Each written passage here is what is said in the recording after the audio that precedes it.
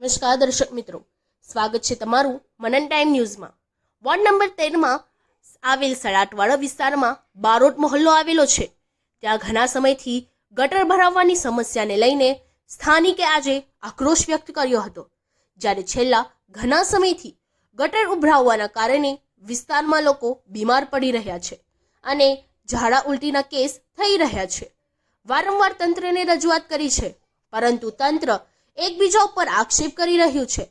જ્યારે સ્થાનિકે ward number 13માં ગટરની સમસ્યાની રજૂઆત કરી હતી, ત્યારે અધિકારી દ્વારા કહેવામાં આવે છે કે આ ગટર લાઈન વોર્ડ નંબર 7માં ભરાય છે। આવું અધિકારી જણાવીને પોતે છટકબાજી કરી રહ્યા છે। જ્યારે વોર્ડ નંબર 7માં કહેવામાં આવે છે, ત્યારે તે લોકો કહે છે કે આ ગટર વોર્ડ નંબર 13માં આવી છે।